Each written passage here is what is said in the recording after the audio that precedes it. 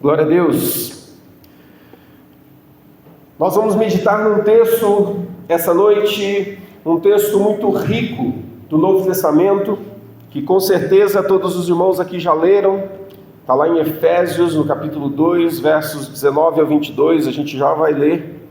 Mas importante frisar e nós lembrarmos então da nossa série de mensagem, Diálogo com Deus.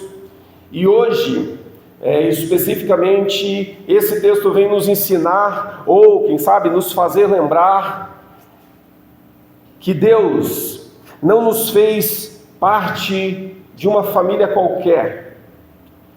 Nós não nos reunimos aqui porque a gente não tem nada para fazer no domingo à noite. Nós nos reunimos porque Jesus Cristo nos fez para que juntos nós pudéssemos caminhar e obedecer às suas ordens. Ele nos constituiu família, Ele nos fez família. E hoje no texto nós vamos ver que Paulo ele escreve para uma igreja composta por judeus, gentios, e nós veremos no texto aqui que ele enfatiza muito que nós somos um só povo, um só povo. Ele nos lembra que não fomos criados para viver isolados, mas para vivermos unidos numa família eterna. Esse é o propósito. Imagina uma criança que, após anos de abandono, ela finalmente é adotada. Ela recebe então um novo lar, onde ela é amada, onde ela é aceita. Essa é a experiência de todo crente em Cristo Jesus. Nós fomos inseridos numa família. Ele nos lembra que a gente não foi criado para viver essa realidade solitária. Porque o pecado faz isso, ele nos separa e nos coloca numa condição de isolamento, onde nós, por causa da vergonha, por causa da situação e condição que nós vivemos, nós não nos sentimos às vezes dignos de estar com os outros, ou até mesmo dependendo do pecado, dependendo das práticas, daquilo que a gente faz, nós mesmos nos isolamos. O pecado nos afasta das pessoas. E nós vamos ver então que o Senhor nos fez corpo, nos fez família, nos fez para vivermos em unidade, em união. E eu queria que você abrisse então a sua Bíblia, lá em Efésios, no capítulo 2, a partir ali do verso 19, diz assim a palavra do Senhor: assim vocês não são mais estrangeiros e peregrinos, mas concidadãos dos santos e membros da família de Deus, edificados sobre o fundamento dos apóstolos e profetas, sendo Ele mesmo, Jesus, a pedra angular. Nele todo edifício bem ajustado cresce para ser santuário dedicado ao Senhor. Nele também vocês estão sendo edificados, junto com os outros, para serem morada de Deus no Espírito. Palavra do Senhor para nós nessa noite. E aqui a gente entra no nosso texto. Importante nós imaginarmos e entendermos que para a gente viver família de Deus, a gente precisa entender como ela se forma, entender como que nós fazemos parte dela, quem nós somos nela. Pai tem a sua função na família, o filho tem a sua função, a esposa tem a sua função. Lá em casa a gente separa, o almoço, tal pessoa lava a louça, na janta tal pessoa lava a louça, e a gente vai distribuindo, outra pessoa pega o lixo. Então são acordos que nós fazemos na nossa família e cada um tem a sua função. Não é um maior do que o outro. Aquele que recolhe o lixo não é maior do que aquele que lava a louça. Aquele que lava a louça não é maior do que aquele que trabalha e traz o sustento para dentro de casa. Mas cada um tem a sua função e a sua função é importante. ali dentro. Nós entendemos isso e por isso nós, para compreender a família e o reino de Deus, que foi instituído por Deus, nós entramos então e precisamos ver a nossa identidade como família de Deus. A nossa identidade. O verso 19, nós lemos: assim vocês não são mais estrangeiros e peregrinos, mas concidadãos dos santos, membros da família de Deus. Paulo ele nos ensina que antes de Cristo nós estávamos distantes. Antes de Cristo nós vivíamos afundados no pecado. O profeta diz, no lamaçal do pecado. E interessante que ele usa esse termo de peregrinos e estrangeiros. O estrangeiro e o peregrino, ele não tem direito na cidade. Ele está passando por ali. Um cidadão, sim, ele goza de todos os benefícios daquela cidade, daquele meio onde ele vive. Ele tem assistência, ele tem proteção, ele tem cuidado. Essa é a responsabilidade das autoridades para com os seus. Então, todo cidadão tem os seus deveres, mas ele também tem os privilégios de fazer parte daquela cidade, daquela comunidade. E aqui Paulo nos ensina, que agora nós somos cidadãos do reino e membros da casa de Deus. Essa linguagem que ele usa é bem interessante. Fazer parte, então, da família de Deus vai além de ser membro de uma igreja. Fazer parte da família de Deus, aqui a gente é só uma pequena porção daquilo que é família de Deus. Uma pequena porção. A família de Deus está espalhada por todo o mundo.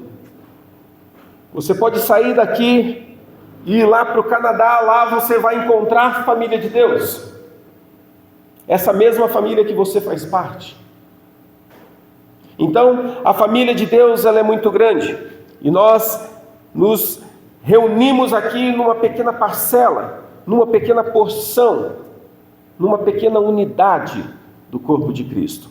Então, pertencer a essa igreja visível, ela não garante a sua adoção espiritual, só pertencer. Porque a gente vê na palavra de Deus que muitos vão chegar num dia e o Senhor vai dizer: eu não te conheço. Ué, mas ele fazia parte lá da igreja, ele ia lá no culto todo domingo. Então, pertencer apenas não é uma garantia de que você faz parte dessa família. Um viajante numa terra estrangeira, ele se sente perdido. Nós, quando mudamos de Maringá, de uma cidade ali, na época tinha 200 mil habitantes, à época, hoje tem muito mais, mas quando nós saímos de lá e a gente muda para Curitiba, a gente falou: meu Deus, que cidade é essa? Que muita gente, e cultura diferente, e você fala: meu Deus, que realidade é essa? Mas a gente teve a preocupação de buscar uma comunidade para a gente participar, porque nós entendíamos que nessa comunidade nós seríamos pastoreados, nessa comunidade nós seríamos amados, nessa comunidade nós seríamos acolhidos, nessa comunidade nós não estaríamos sozinhos. Procuramos então a família de Deus. A nossa identidade, ela não está em você dizer que você é membro de uma igreja apenas, mas a nossa identidade está em que Cristo formou um povo, e onde você estiver com este povo adorando a Deus, ali é família de Deus. Então, se você faz parte da igreja, se você é membro da igreja, você não é cidadão do reino porque você é membro, mas você é cidadão do reino porque junto, uns com os outros, nós cremos no Senhor Jesus e adoramos aquele que nos salvou, aquele que nos transformou de criaturas a filhos, aquele que nos adotou, que nos escolheu Por isso somos cidadãos do reino, não porque você é membro. O ser membro é só uma consequência. O ser membro de uma igreja é só uma consequência administrativa, digamos assim. Mas pertencer à família de Deus vai além. Vai além. Eu falei hoje, já tinha falado na quarta-feira, algumas quartas-feiras atrás, para os adultos, falei hoje com os adolescentes a respeito da noiva. A Bíblia fala que nós somos a noiva de Cristo e Ele é o noivo. E é interessante nós pensarmos nessa ilustração, nesse ensino, nessa analogia que é feita, comparando o reino de Deus aí com a noiva e o noivo, porque na cultura, hoje, a nossa cultura, quem é mais importante num casamento? Quem é mais importante no casamento? Quem se espera chegar no casamento? A noiva. Porém, naquela época e na cultura, não era assim. O mais importante era o noivo, não a noiva. Porque o que acontecia? A noiva, então o casal tinha a filha e ela precisa casar. Vai chegar o momento que ela vai casar. Aí tem um outro casal que tem um filho. E essas duas famílias, então, entram num acordo, e prestem muita atenção nessa história e vão tentando lembrar de algum texto bíblico, ok? Vão tentando aí buscar na mente algum texto bíblico e você vai compreender. Então essas duas famílias, elas fazem um acordo e acertam ali o dote, em que o pai do noivo ali, então eles acertam e pagam para o pai da noiva. E ali selam então, feito o casamento. Eles se casaram ali? Não, ainda não. Mas a promessa do casamento foi feita. E daí o que acontece? O noivo vai embora. O noivo vai embora e a noiva fica lá. Para onde que ele foi? Depois que é selado, então, esse acordo entre as famílias, o noivo sai e a responsabilidade dele é preparar a casa onde ele vai morar com a sua esposa. Então ele sai para preparar a casa. Vai lembrando de alguma coisa aí? Ele sai para preparar um lugar onde eles vão morar. E quando esse lugar está pronto, estiver pronto, o que acontece? O noivo volta para buscar a noiva. E daí ele pega a noiva e leva então para a sua casa. E lá a festa de casamento não é como hoje aqui, né? Que é um dia só. Não, lá dura vários dias.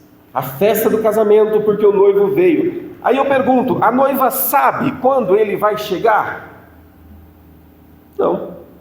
Porque ele saiu para preparar o lugar, ele saiu para preparar a casa. Ela ainda não sabe, e ela fica aguardando. Então, quando o noivo acaba, ele volta e pega a sua noiva.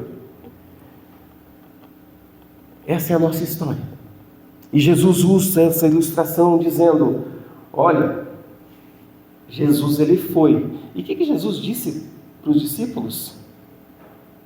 Eu vou preparar lugar. Ele vai preparar a casa. Lembra a ilustração aqui? O noivo sai para preparar um lugar e depois ele volta para buscar a noiva. Nós, igreja de Jesus, nós somos a noiva. E nós estamos ansiando pela volta dele, porque ele está preparando e quando estiver pronto ele volta para buscar a sua igreja, para buscar a sua noiva. E por isso nós precisamos estar preparados, porque a noiva não sabe quando será. Essa ilustração, e Jesus fala nessa linguagem porque era algo muito claro na mente deles. Eles sabiam exatamente o que isso significava.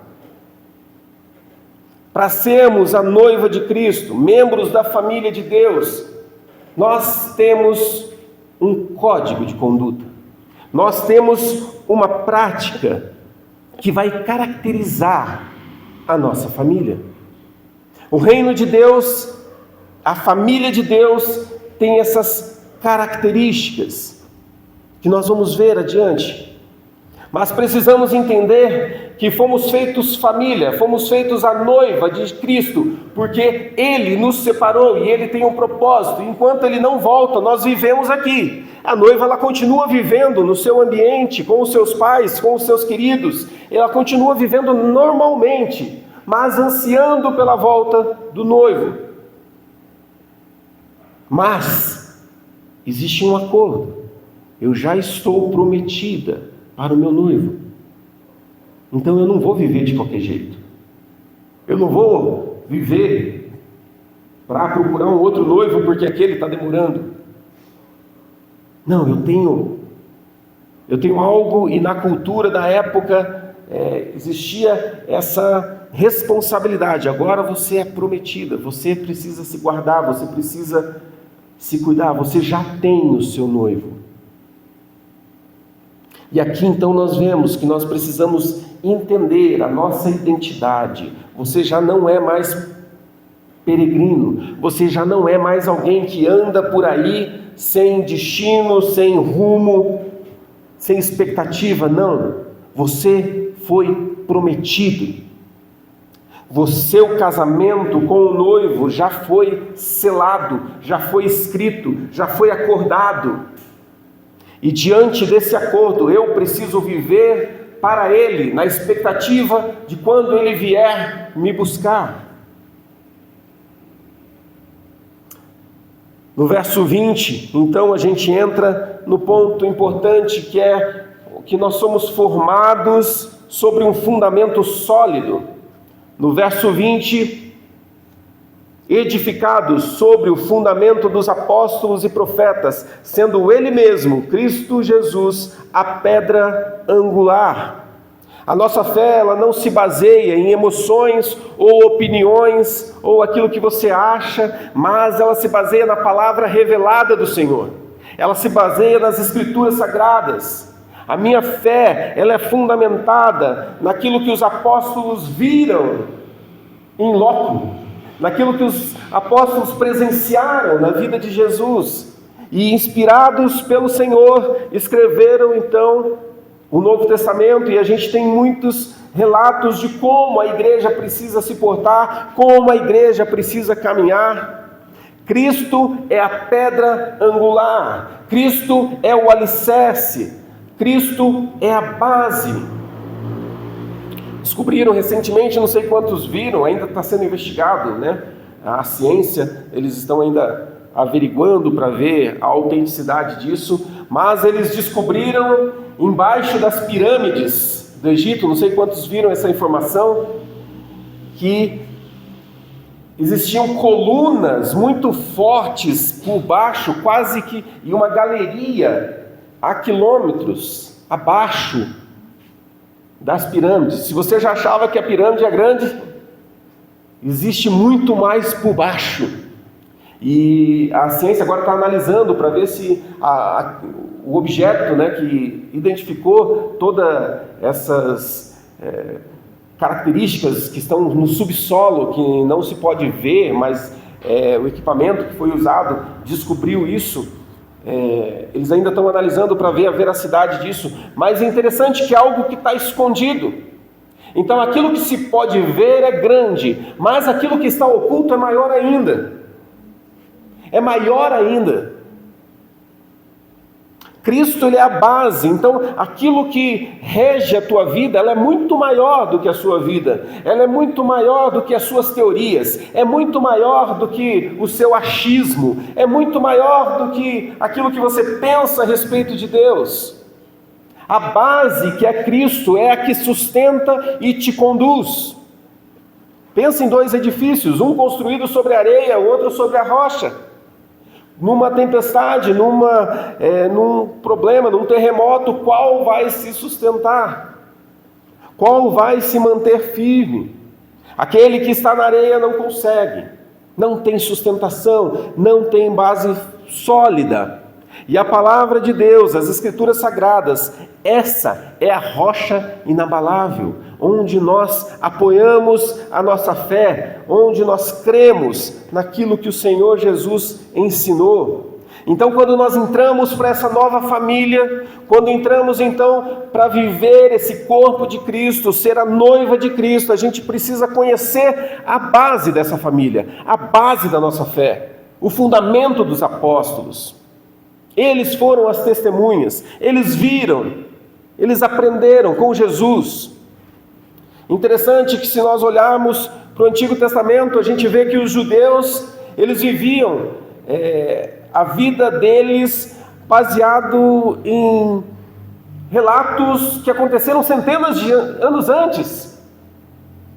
Eles lembravam, porque a comunicação ali era oral, não era escrita, mas era oral, e eles sabiam, Abraão, Isaac, Jacó, Moisés, José, eles conheciam tudo isso porque era passado, ou seja, eles conheciam a sua base, a base da sua fé, aquilo que eles criam, eles já ouviam anos após anos, geração após geração, tudo isso era passado, eles conheciam o fundamento, onde eles se baseavam, onde eles tinham que pisar o seu pé. Eles falam daquilo que eles vivenciaram, aquilo que eles ouviram. A nossa fé, ela não está baseada em coisas irrelevantes. A nossa fé, ela se baseia nas Escrituras. Escrituras essas que muitas vezes não damos valor. Pense aí, não precisa responder. Mas quanto tempo essa semana você dedicou para as Escrituras? Quanto tempo nessa semana você dedicou para as Escrituras? Foi falado aqui da nossa vigília, e aqui eu ensinei aqui uma prática, bem interessante de meditar nas Escrituras, e a gente teve aqui, foi 10 minutinhos de exercício que a gente pôde fazer aqui, e 10 minutinhos, o quanto a gente foi edificado. Cada um, nos seus tempinhos, a gente se espalhou aqui nesse salão, e cada um buscou a presença do Senhor, e uma palavra de Deus veio. Foi tremendo ver aquilo que Deus fez. 10 minutinhos, só um exercício, que dirá uma vida dedicada à palavra de Deus, que dirá você ficar muitas horas, quem sabe do seu dia, buscando a face do Senhor. Se em 10 minutinhos aqui tivemos experiências maravilhosas, imagina você com uma vida comprometida com o Senhor. Não uma vida religiosa, mas uma vida comprometida. Então, com esse entendimento, a gente passa a compreender melhor que existe uma razão para todos nós estarmos aqui. Não é à toa que você está aqui. Existe algo que cabe a mim dentro dessa família. Existe algo que é minha responsabilidade, é a sua responsabilidade. Que não é maior ou menor, isso não interessa, mas é a sua responsabilidade. E nós precisamos conhecer, compreender a nossa missão. Compreender. No verso 21 e 22, ele ressalta, nele todo edifício bem ajustado cresce para ser o santuário dedicado ao Senhor. Aí no final, para serem morada de Deus no Espírito. A igreja não é apenas um edifício estático, um prédio construído há muitos anos atrás. Não. A igreja é um organismo vivo. A igreja é um organismo que cresce em santidade. E a gente já viu que santidade é ser separado. A gente já viu que santidade é você não viver de uma maneira pura, sem defeito nenhum. Não tem nada a ver com isso. Santidade é ser separado para algo. Tanto que Jesus diz: sede santos como eu sou santo. Como é que eu vou ser santo como Jesus? Se você entender que Jesus foi santo, ou seja, separado para a obra específica, nós também devemos ser santos, ou seja, nós também somos separados para uma obra específica. Não ficou mais fácil? Não ficou mais fácil? Com o entendimento não ficou mais fácil? A santidade mudou aqui o cenário? Não é perfeição, mas é ser separado, é ser diferente. E eu queria que nós lêssemos alguns textos aqui que vão reafirmar a nossa missão, que confirmam então nossa missão. São textos que com toda certeza você já leu, com toda certeza você já passou por eles. O primeiro, lá em Mateus 28, 19 e 20, que é a grande comissão, que diz: portanto, vão e façam discípulos de todas as nações, batizando-os em nome do Pai, do Filho e do Espírito Santo, ensinando-os a guardar todas as coisas que tenho ordenado a vocês, e eis que estou com vocês todos os dias até o fim dos tempos. Palavra do Senhor dizendo da nossa missão. Existe algo, e a gente está careca, né? Com perdão aí aos carecas presentes, mas a gente está careca de saber a nossa função. E tem crente ainda hoje que não faz absolutamente nada disso aqui. Para não dizer que não, né, faz um pouquinho, não faz nada. E é uma missão dada. Não é assim, se você quiser, não foi isso que Jesus falou. Se você quiser, se você tiver um tempinho, se você não tiver nada para fazer, você vai e faça discípulos de todas as nações. Não. Olha o imperativo: ide, vai. Levanta desse lugar que você está e vai. Não tem condicional aqui. E a gente precisa entender a nossa missão. O outro texto está em Marcos 16,15. Marcos 16,15, que também diz: vão por todo mundo e preguem o evangelho a toda criatura. Ele depois no 16, quem crer e for batizado será salvo. Olha só, vai e pregue, porque se alguém ouvir e crer, vai ser salvo. Olha aí, o ramo ligado à videira, dando frutos. Você vai e prega. Se alguém ouvir e crer, será salvo. Jesus não falou assim, vão e convençam e... Não, vai e prega. Como se Jesus dissesse: o resto deixa comigo. O resto deixa comigo. Vai e prega. Um terceiro texto está em Atos, no capítulo 1. Atos 1:8.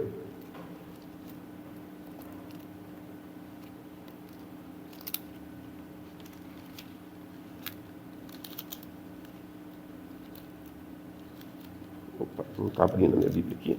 Agora. Mas vocês receberão poder ao descer sobre vocês o Espírito Santo, e serão minhas testemunhas, tanto em Jerusalém, como em toda a Judéia e Samaria e até os confins da terra.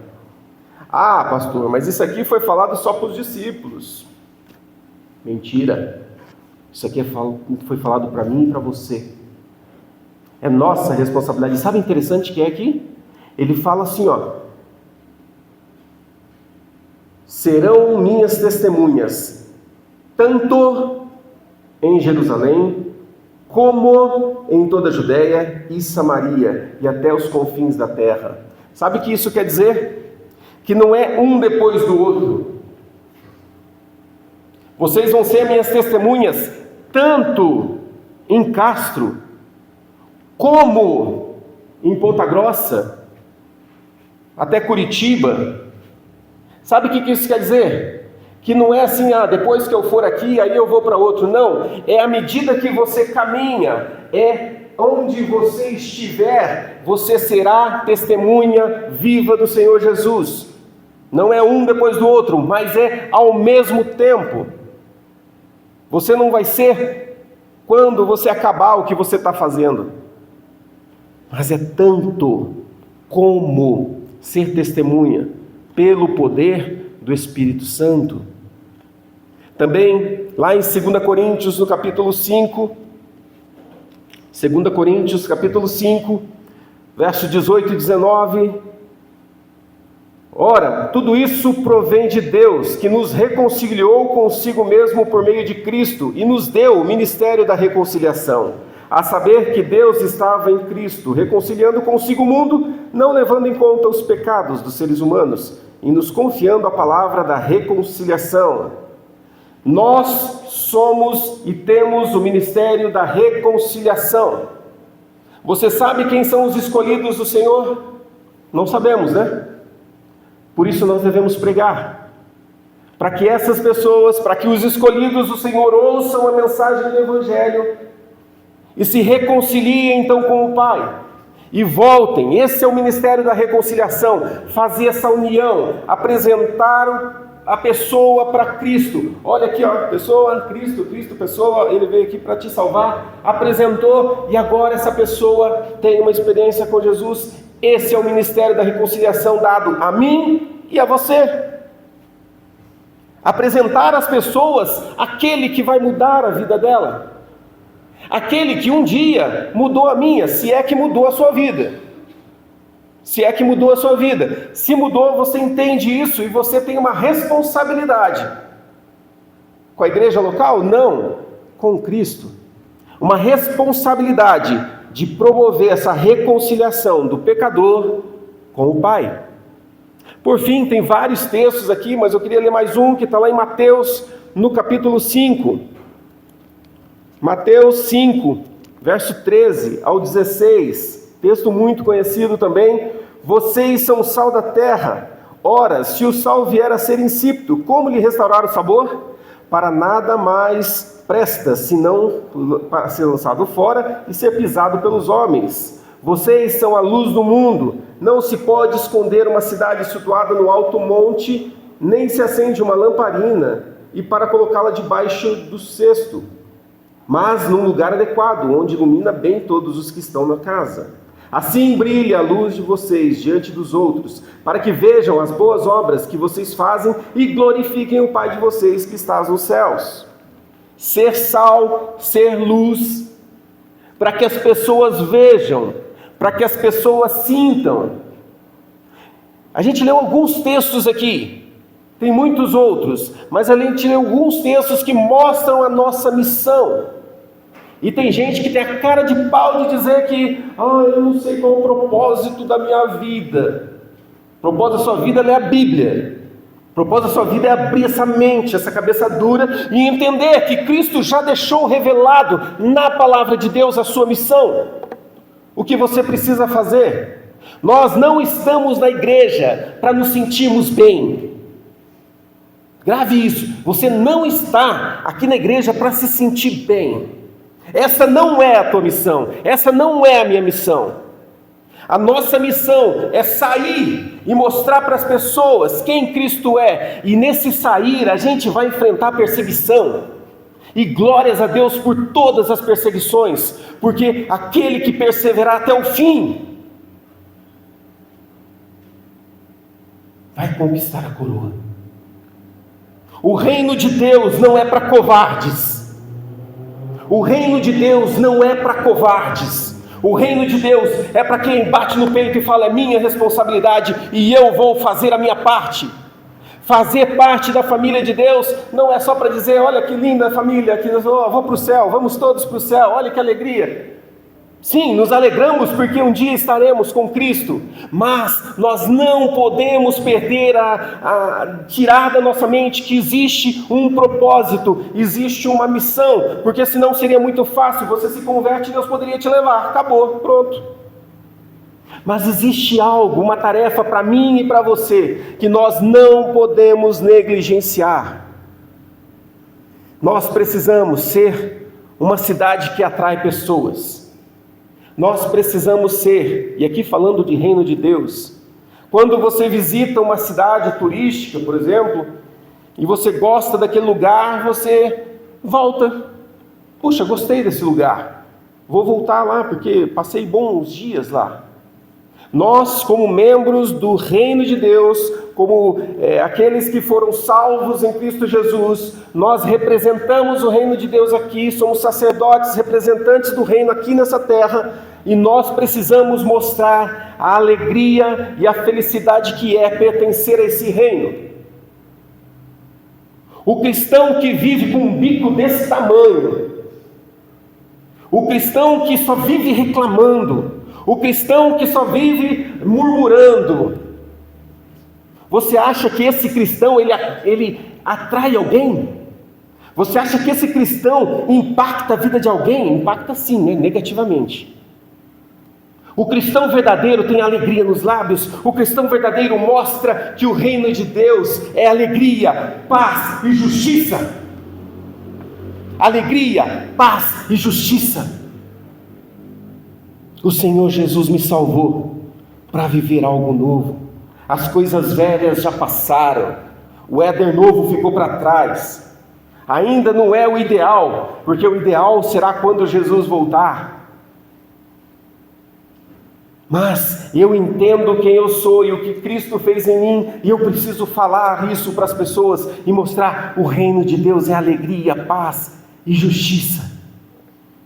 E você precisa fazer parte disso. Você precisa estar comigo nessa. Vamos juntos fazer parte dessa grande família. Uma família que está no coração de Deus.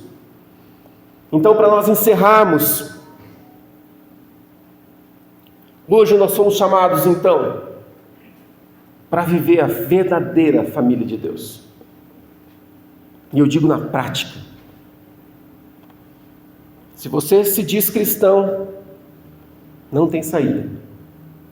Você tem uma missão. Como um soldado que se alistou ali, uma pessoa que se alistou e estourou a guerra. Não tem escolha. Você já está regimentado. Você já está ali, o teu nomezinho está ali, vamos para a guerra. Então cada um de nós já estamos alistados e temos uma missão a cumprir. É nossa obrigação.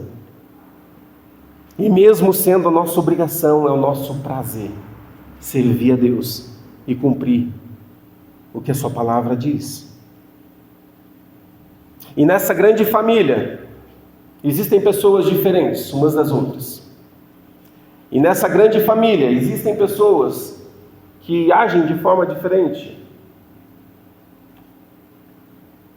Gostam de tomar água num copo de vidro. Outros, não, se não for taça, tem que ser taça. São gostos. Pessoas diferentes, mas membros de um mesmo corpo, que precisam de amor, respeito, incentivo. Conversando hoje com os adolescentes, um deles trouxe uma pessoa pela qual a gente está orando, e todo encontro que a gente tem, cada um ora pelo seu amigo. É bem interessante o que a gente tem feito aqui, e eu tenho absoluta certeza que coisas novas vão acontecer na vida desses amigos, e Deus vai trabalhar, porque estamos clamando. E nesse compartilhar, uma das pessoas falou que essa pessoa, ela é muito, como eu posso dizer, pegajosa, ela não desgruda, e a gente pôde conversar a respeito disso, e o que nós identificamos foi: essa pessoa está carente de amor, essa pessoa está carente de família, e é aqui que entra a igreja de Cristo, de mostrar que Cristo é o amor, que Cristo é aquele que nos abraça, nos acolhe, nos protege. Então esse exemplo de um amigo, de um dos nossos adolescentes, está vivendo uma situação dessa, e o corpo dela, as atitudes dela demonstram isso. Então às vezes a gente olha e fala: nossa, que cara pegajoso, nossa, não desgruda. Mas é que a pessoa está ali gritando, pedindo ajuda. A pessoa está gritando: me ajuda. Não me deixa sozinho, me acolhe, não me desampara. E esse exemplo é um num universo enorme de pessoas que convivem com a gente. Onde está a igreja? Nós somos responsáveis por mostrar Jesus para essas pessoas que estão carentes e nem se dão conta que estão, mas estão carentes de Jesus. Então, para a gente ser uma família segundo o coração de Deus, segundo a vontade de Deus, 3 tarefinhas bem práticas aqui para nós. Em primeiro lugar, busque a santidade, a sua santidade. Busque ser separado de fato. 1 Pedro 1,16 diz: sede santos porque eu sou santo. Não aceite uma vida cristã sem crescimento, meu irmão, minha irmã. Não aceite. Não aceite viver anos e anos e anos num evangelho medíocre. Não aceite. Porque o evangelho de Cristo traz crescimento. Crescimento.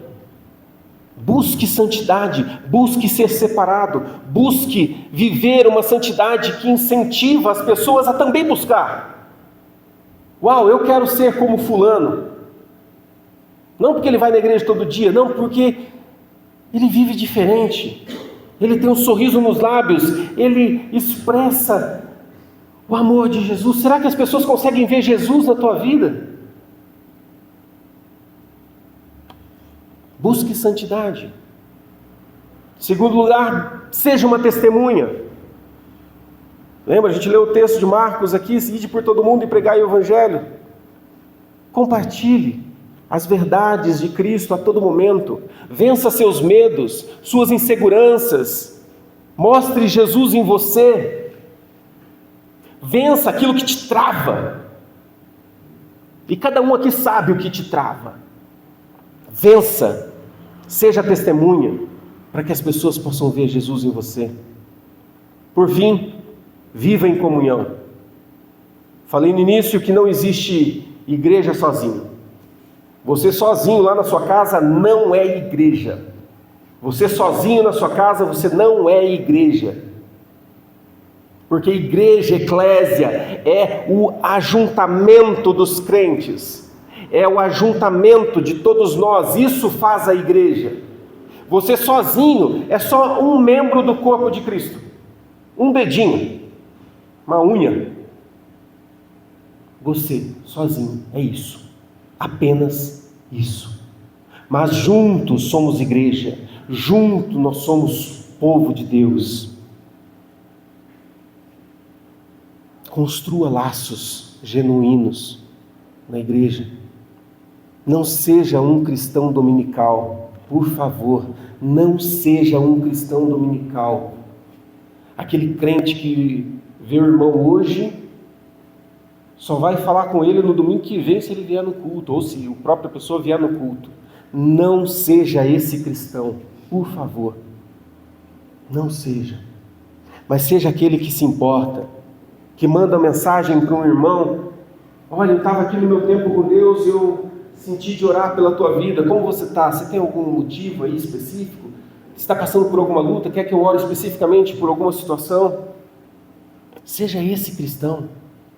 Seja esse cristão que se importa, que ama. Que ama. Vá, visite um irmão. Graças a Deus, né, Renata? Vários irmãos foram te visitar, né? E eu fiquei muito feliz com isso, porque eu falei: uau, não é só o pastor, mas é a igreja indo. É a igreja indo visitar. É uma igreja indo e se preocupando. É isso. Não seja um cristão dominical. Mas se importe. E o tempo, meu irmão, é agora. A palavra de Deus diz que Davi serviu a sua própria geração. Ele serviu a sua própria geração, ou seja, ele entendeu o seu papel na sua geração e ele trabalhou. Sirva a tua geração. Sirva a tua geração. O mundo precisa ver Deus em nós. O mundo precisa ver Deus na igreja. Vamos ser filhos autênticos, edificados na palavra de Deus. comprometidos com a missão. Que Deus nos dê força e paixão para cumprir esse chamado. Que Deus nos dê força para nós deixarmos de ser crente teórico, que busca conhecimento só aqui, mas na prática você é um lixo, não faz diferença na vida de ninguém. Ninguém que olha para você vê Jesus, mas a cabeça é desse tamanho, né? De conhecimento. Não seja esse cristão. Seja aquele que busca obedecer e fazer a vontade do Senhor. Cristo nasceu, viveu, morreu, ressuscitou por um fim único. E nós não podemos banalizar a missão de Jesus Cristo. Você entendeu a sua identidade em Cristo? Você entendeu as bases que nos formam como igreja? Então viva a missão de Jesus. Viva. Não tem desculpa. Todos nós conhecemos. E hoje a gente ouviu isso. Então vamos em frente para abençoar as nações, para abençoar todos aqueles que cruzarem o nosso caminho. Fazer diferença, amando e demonstrando Jesus. Coloque-se de pé. Vamos orar.